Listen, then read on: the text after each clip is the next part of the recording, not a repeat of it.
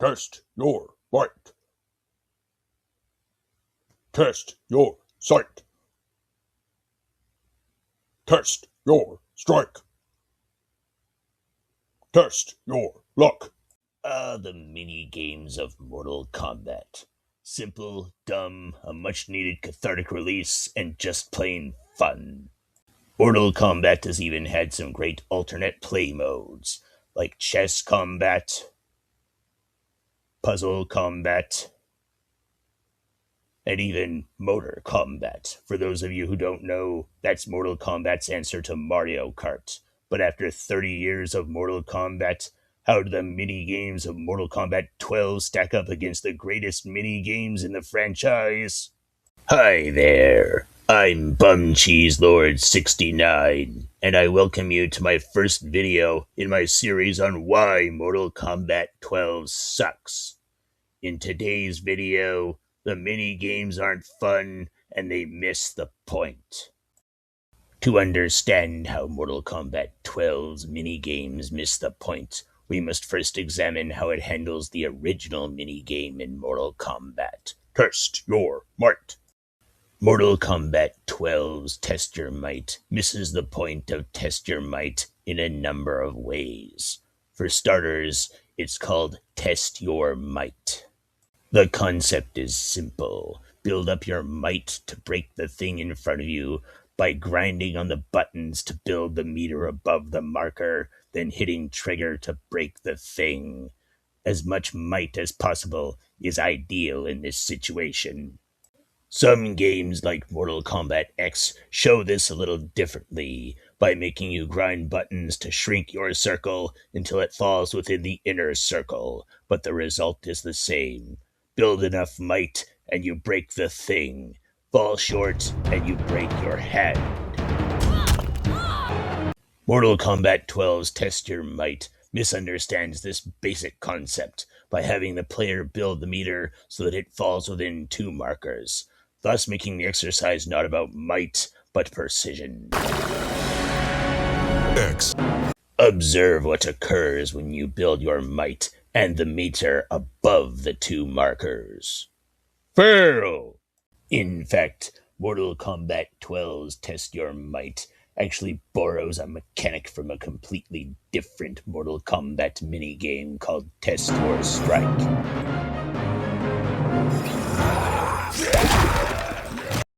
In Test Your Strike, players are tasked with grinding the buttons to build the meter so that it falls within 2 markers in order to break the middle object in a stack of 9. This means that Mortal Kombat 12's Test Your Might is in fact not Test Your Might at all, but some stupid hybrid in between Test Your Might and Test Your Strike, thus missing the point of the exercise entirely. In Test Your Might, the goal is to break the object in front of you and not the surface on which it sits. That is why in most cases, the object is suspended between 2 posts with little or nothing underneath it. Even when there is something more substantial under the object, the fighter still only breaks the object itself and not the surface underneath. In Mortal Kombat 12, however, the fighter breaks not just the object, but the thick concrete table underneath. This makes no sense. Why would you set it up this way when the goal is to break the object? You're wasting a perfectly good table for nothing. Another way that Mortal Kombat 12's Test Your Might misses the point is that typically with Test Your Might, the difficulty increases proportionally as you break objects made of stronger and stronger material. In Mortal Kombat 12's Test Your Might, however, there's no rhyme or reason to the difficulty. While there is some variety, 90% of the time you just end up breaking another severed head of a random fighter, and 2% of the time you end up breaking something ridiculous like a chicken. It makes for a very repetitive minigame. Excellent. One final way that Mortal Kombat 12's Test Your Might misses the point is that Test Your Might is based on an old martial arts trick in which martial artists would break materials like wooden boards or bricks using their bare hands. It's impressive because they're breaking material much stronger than their own hands, and it shouldn't be possible. Logically, they should break their hands on impact, but somehow those clever martial artists have found the technique to let them break the object.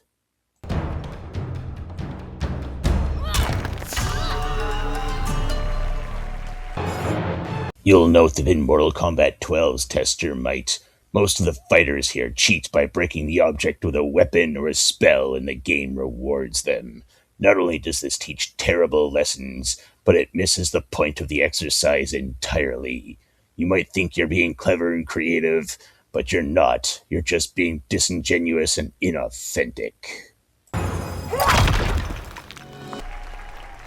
The main way that Mortal Kombat 12's minigames miss the point is that in open world games like Saints Row, minigames are meant to be difficult because they make up the core gameplay, but in fighting games, minigames serve a very different purpose. In fighting games, the purpose of a minigame is to allow the player to blow off steam in between difficult fights of an arcade tower run. As such, they're meant to be dumb, simple, and relatively easy, like beating up a car. Destroy. This next minigame is called Blockbuster. The goal is to use your desired move to hit the bouncing lead ball or Cyrex bomb to bounce it around the screen and break the blocks. In its simplest form, Blockbuster is actually rather fun, until NetherRealm overcomplicates it by doing something stupid like adding moving saws the player has to dodge, so of course they did. Forcing the player to dodge moving saws creates extra stress and prevents the player from breaking the blocks. This defeats the fundamental purpose of the mini-game and interferes with the cathartic release, therefore sucking the fun right out of the mini-game itself. Hey NetherRealm, if you're looking to perfect Blockbuster, then lose the saws. They add nothing of value, and they cause Blockbuster to suck all the things.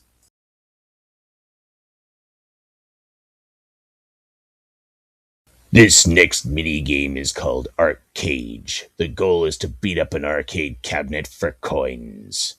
Though I despise the pay-to-play aspect, this is another mini-game that in its simplest form is actually rather fun until NetherRealm overcomplicates it, and unfortunately, they can't help themselves. But if you ask me to beat up an arcade cabinet in a video game, I'd tell you, I can do that!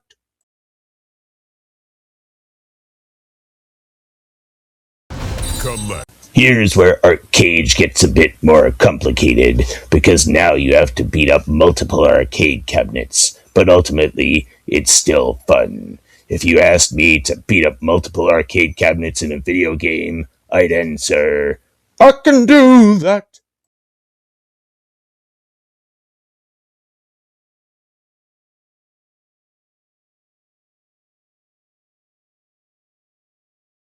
This particular arcade is complicated in a different way. In this one, you have to beat up a teleporting arcade cabinet. It's irritating, but at the end of the day, it's still fun. If you asked me if I'd like to beat up a teleporting arcade cabinet, I'd have to say, I can do that!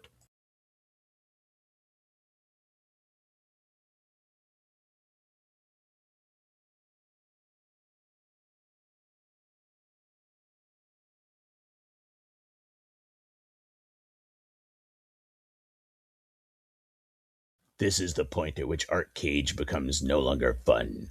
Now they've complicated it so much that not only do you have to beat up a teleporting arcade cabinet, but you have to dodge fireballs that can kill you and bounce you around the screen, preventing you from beating up the arcade cabinet. Hey, NetherRealm, if you want to keep Arcade fun, then lose the fireballs. They add nothing, and they turn Arcade into a giant heaping helping of suck. If you ask me if I want to try to beat up an arcade cabinet while also dodging fireballs that bounce me around the screen, well, I would do anything for love, but I won't do that.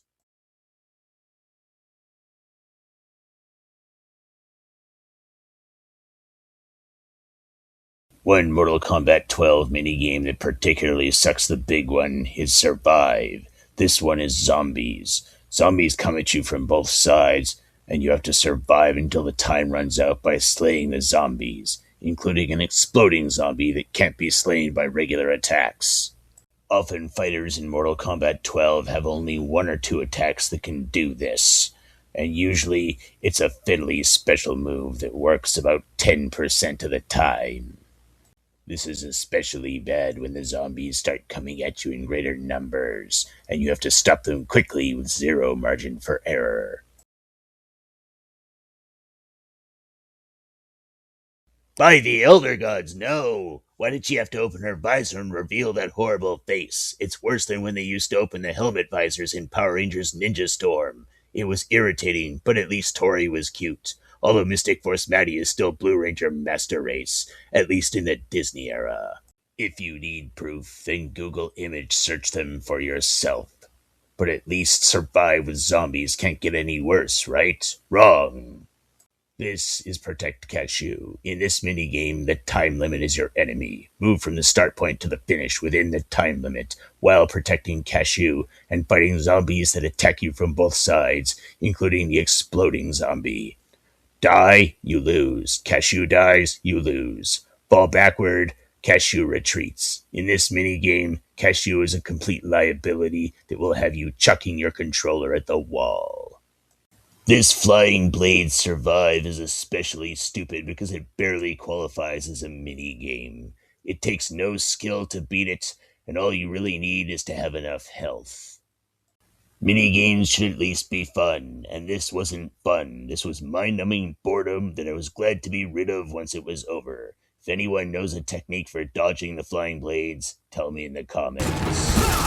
Liu Kang wins. This is Character Combo Trial. It's essentially tutorial repackaged as a mini-game. If I wanted to play tutorial, I'd play tutorial, although I don't know why anyone would. It's an exercise in ripping your hair out, and you don't need it. I would know.